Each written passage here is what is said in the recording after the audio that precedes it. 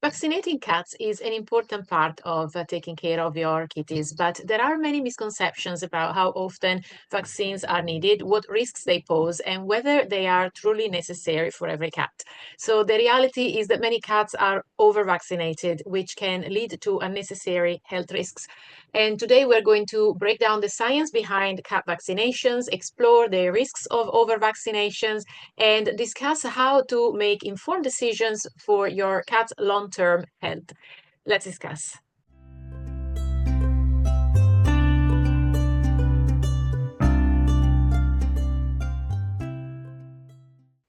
Hello, lovely cat parent. My name is Paola Zanibelli Davis. I am a doctor in psychology and feline holistic care and behavior specialist, helping you and your cat live extraordinary lives together by unlocking the secrets of natural remedies and positive training, because not having alternative options should not be an option. If you like the topics we address here, hang around, like this video, and subscribe to my channel. I love seeing my community grow here on YouTube, and if this content is useful to you, by interacting with my channel, you will help other cat parents discover this content. So, what is the biggest misconception about cat vaccines?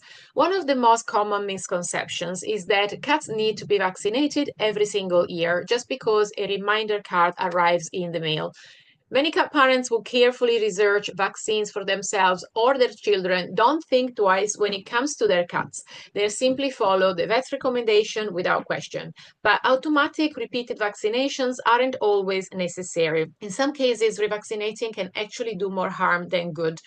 The truth is, vaccines don't just wear off after a year. Some provide lifelong immunity after just 1 or 2 doses, meaning that repeated shots offer no additional benefit. So, in short, you can't add more immunity to a body where immunity has already been achieved.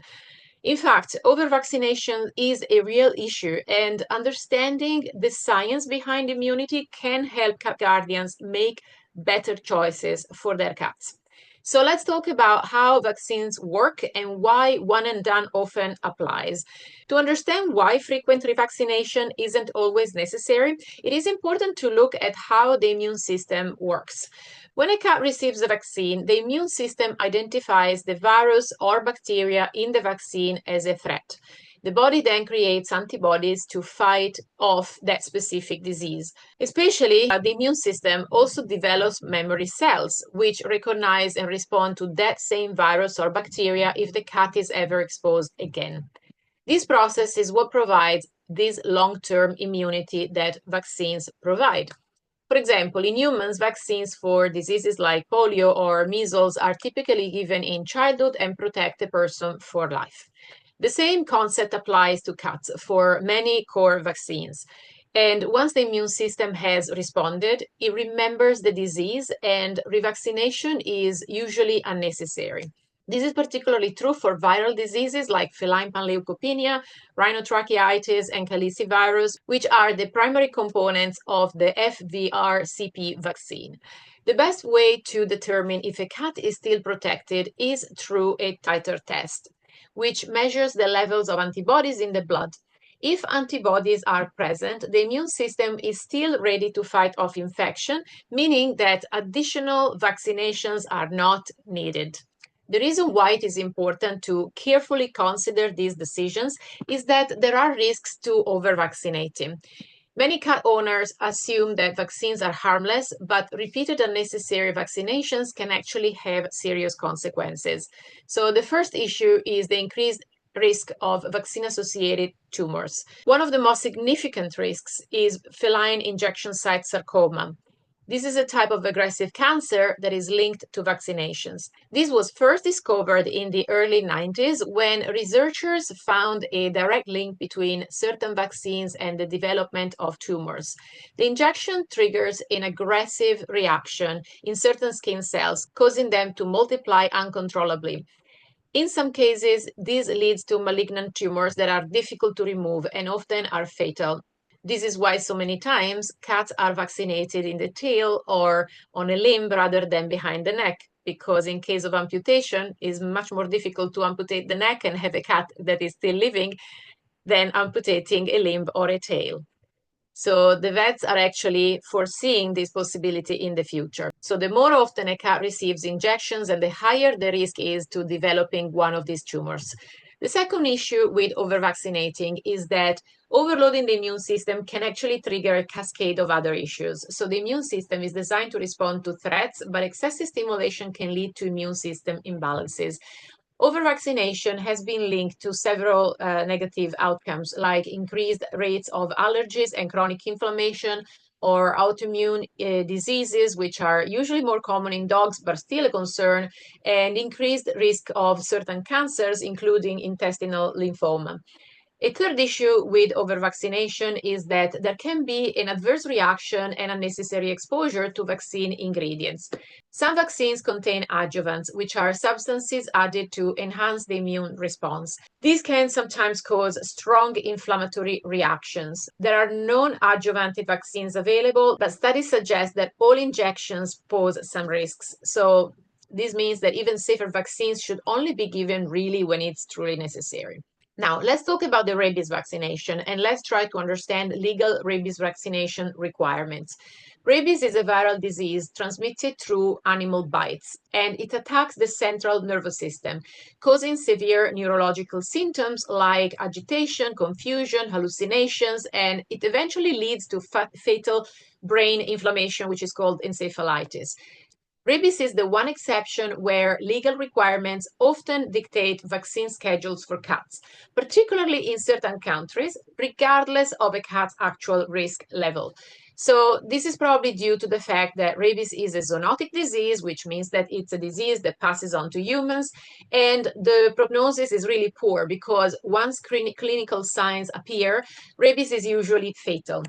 Rabies still kills tens of thousands of people every year, and you, as a cat parent, might feel reassured that out of these cases, 99% are acquired from the bite of an infected dog, not a cat.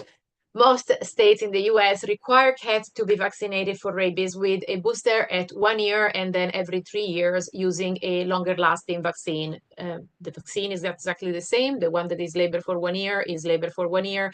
The one that is labeled for 3 years is labeled for 3 years. So just ask for a 3 year vaccine so that you don't have to give it every year unnecessarily.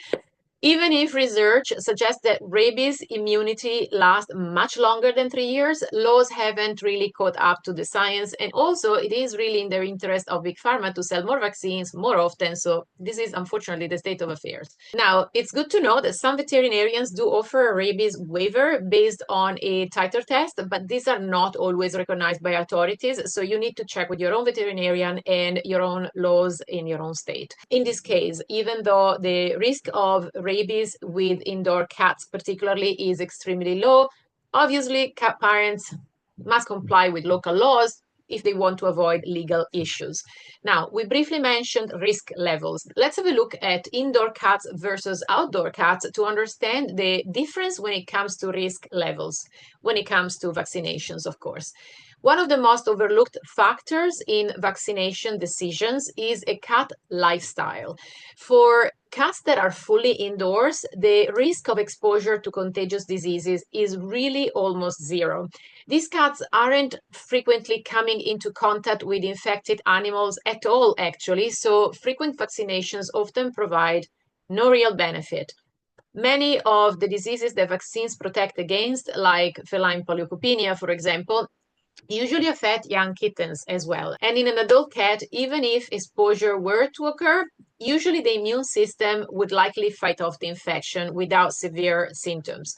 For indoor cats, once proper kitten vaccinations are complete, additional vaccines are often unnecessary. So you can save yourself a fortune and protect your cat by not vaccinating any further. Outdoor cats are cats that have more interaction with other cats, for example, and more frequently, do have a higher risk of disease exposure. In these cases, some additional vaccines may be necessary at some point, but they should still be spaced out appropriately and not given on an automatic yearly basis. And also, this is very important to stress, vaccines should never be given to a cat during a vet visit that you have scheduled because your cat was unwell.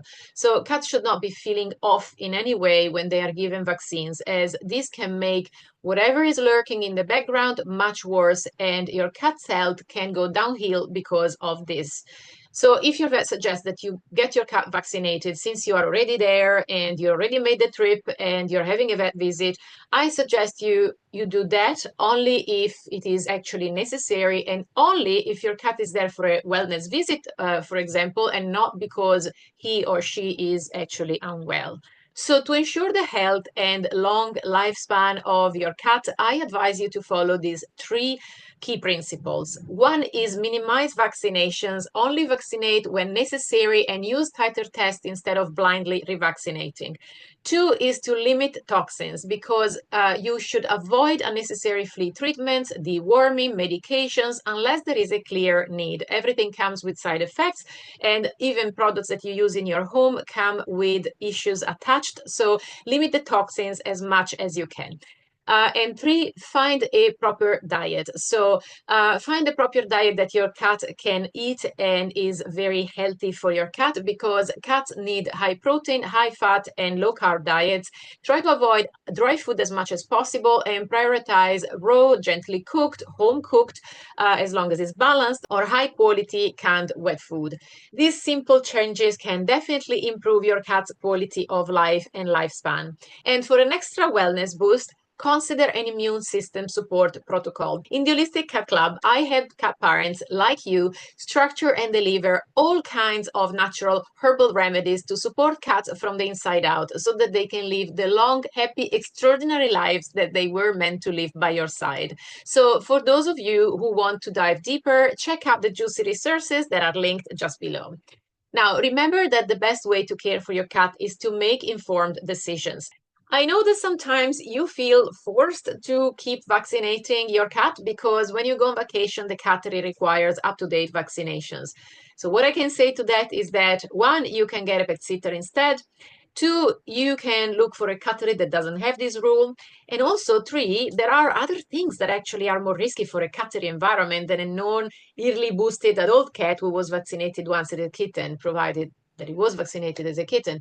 For example, ringworm, which can spread very quickly in a cattery environment and is also zoonotic, and it's very contagious and really a pain in the ear to treat. So do not assume that yearly vaccines or even constant parasite treatments are always necessary, and instead try to evaluate your real cat's individual actual risks and needs so that you can prevent the toxic load from raising too high inside your cat's system. As always, I will see you next time, and until then, love your cats as much as you can.